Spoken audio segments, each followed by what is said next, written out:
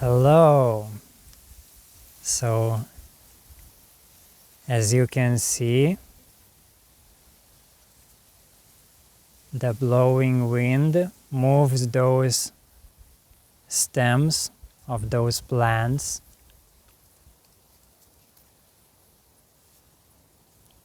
But when blowing stops,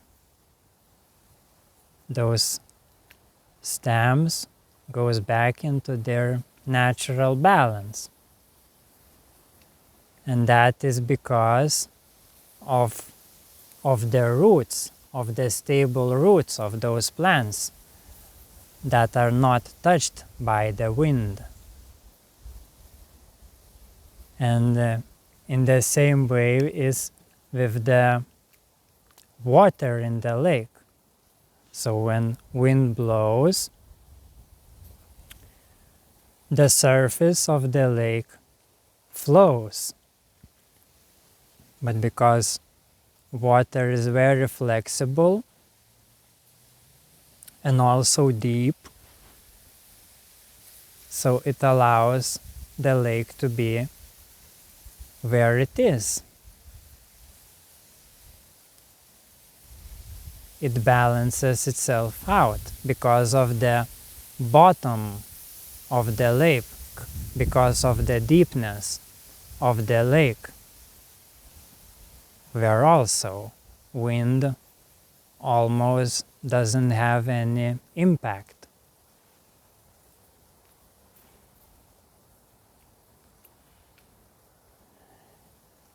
And same principle of harmony between stillness and movement you can find anywhere.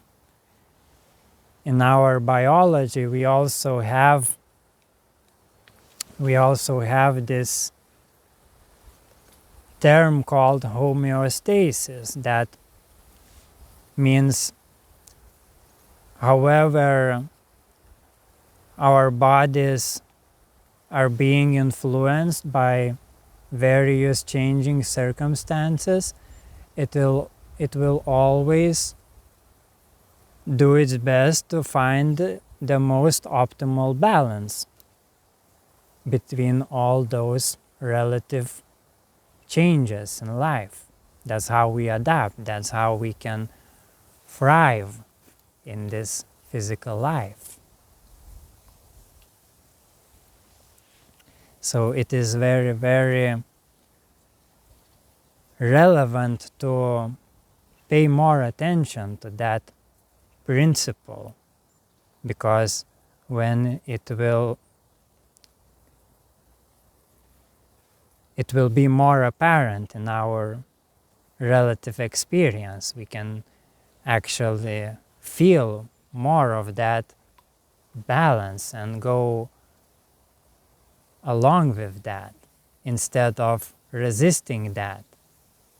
Because as these human beings, we are very much focused on the surface of things. In the same way, we can see with our eyes only those moving stems, but we cannot see the roots.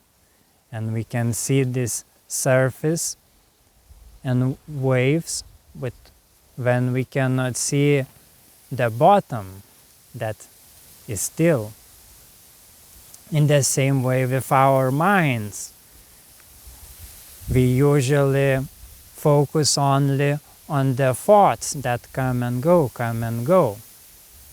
But how much we recognize that thoughtless mind, that pure awareness, that again tries to balance everything. So when we are too much focused on the conditional, relative, ever-changing things, and even get identified with them, we usually experience more unnecessary chaos. With all those natural movements when we get caught in identification with those movements, we start to create more unnecessary movements. And that creates stress and conflicts and so on. So, yeah, also we can take analogy when someone is seemingly drowning in the sea. If that person starts to panic, it will start to do a lot of efforts, a lot of unnecessary movements, and that will increase the possibility to actually sink. But if that person knows how the currents of the sea works, it can just surrender and with minimal efforts allow those currents to take him back to the shore, because that's how it circulates.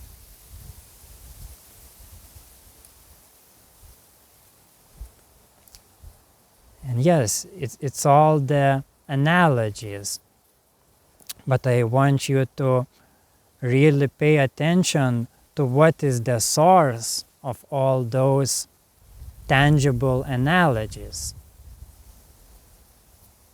because it is still relative and changeable analogies. For example, you can uproot those plants and they are out of stability.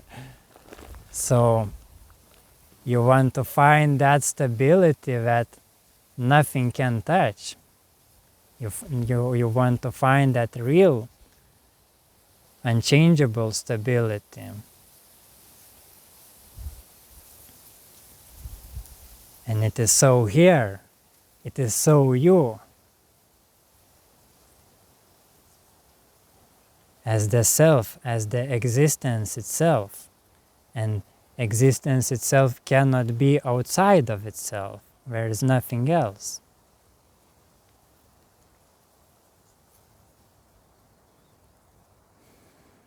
And it's obvious.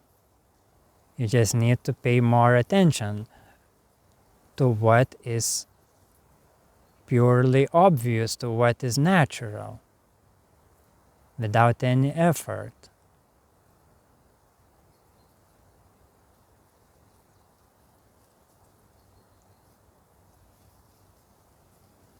When you allow yourself just to be as you are and let go all your efforts to understand something, to control something, to be interested in something,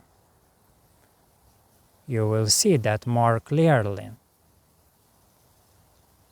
How your relative attention always moves with various changing sensations and thoughts, but between that and in that, there is something that never moves.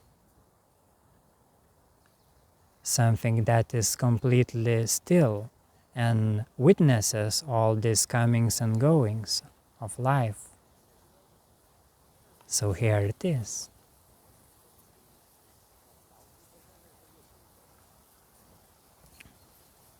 Get more conscious of that.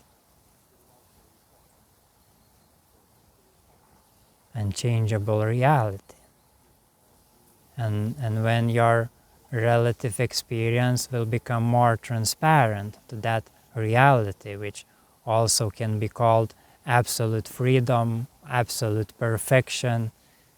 And yes, with that core spiritual practice of getting more conscious, more aware of that foundation, you will start to experience more and more of that absolute freedom that is penetrating each relative experience. And with that, there is deepest and most profound appreciation of that experience, of each experience in this present moment. With that sense of freedom, your natural creativity, playfulness and the best service also comes with that.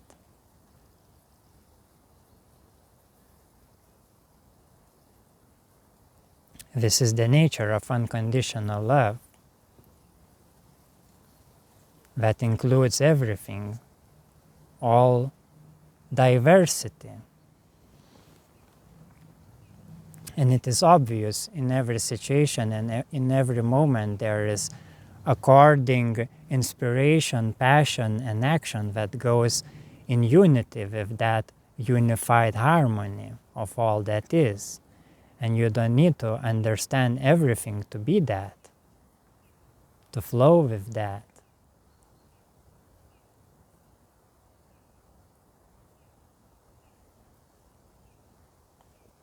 Just allow it.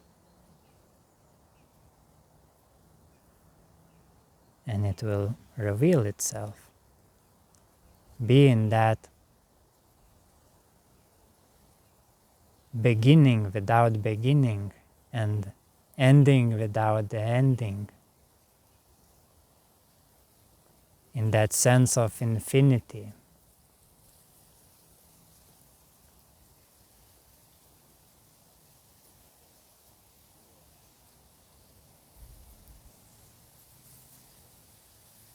It doesn't need explanation. It doesn't need reason. True love, true faith is beyond that.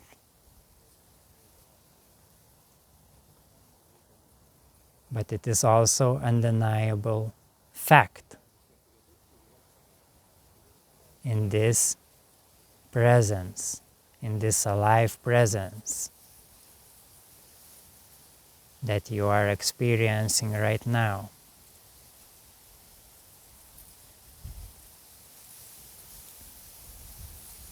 That includes all infinity.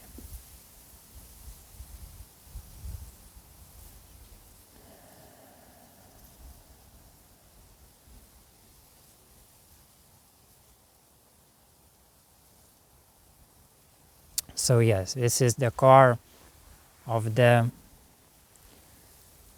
spiritual practice, is that subtle inner movement of attention to recognize the source, what moves everything, to what everything arises. And you can actually practice that inner movement everywhere, anytime, in every circumstance. In any other movement, you can also do that inner movement to feel that balancing principle in all those relative movements. And of course, you can do various practices. There are many ways to go deeper, to go in a deeper relationship to that absolute truth. And those ways, again, is such as meditation, concentration, surrendering, sincere service, wisdom, love, and so on.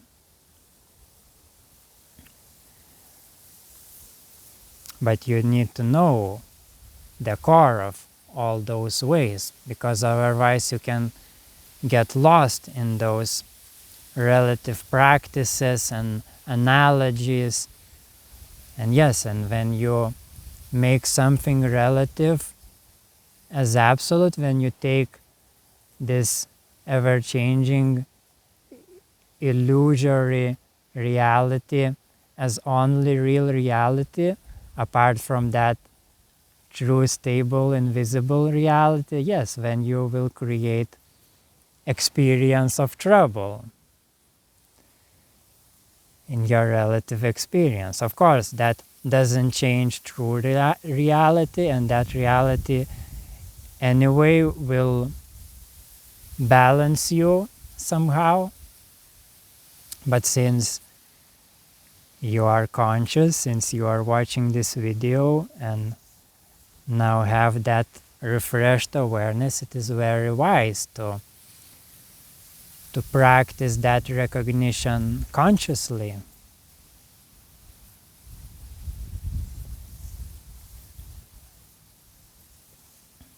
Voluntarily.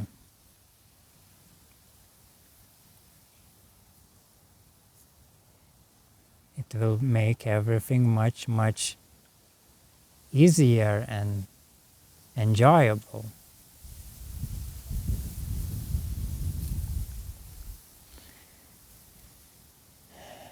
Yes, and the basis for achieving that result about that, what I'm sharing now, is true sincere desire, longing, love for that truth.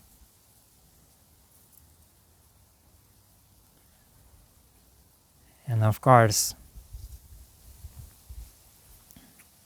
it matures naturally with life, with experience. So just go on living, enjoy it as much as you can. And if you feel resonance, to get more conscious about it,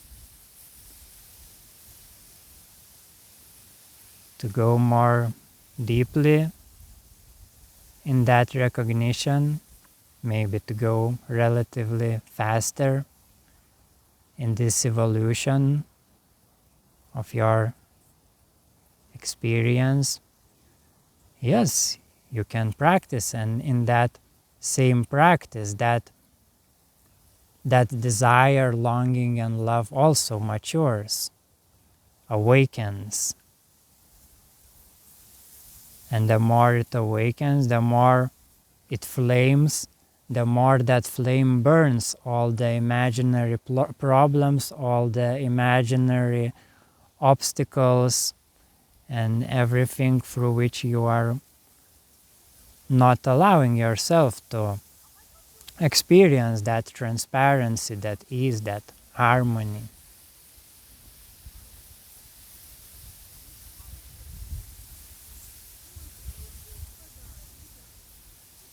Because yes, the more you taste that essence, that sweet essence, the more you will be inspired to taste it more, to take it all in, to absorb, to get absorbed in that. That is the unity between absolute and relative.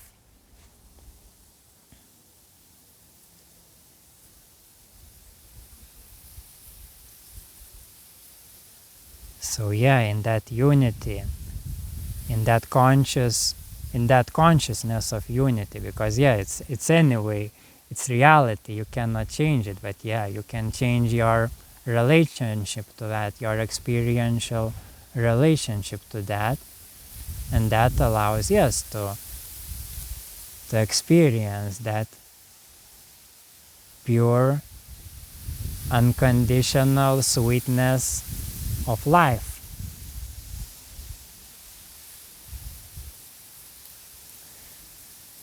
So I wish that with all of my heart, and see you in the moment. Bye.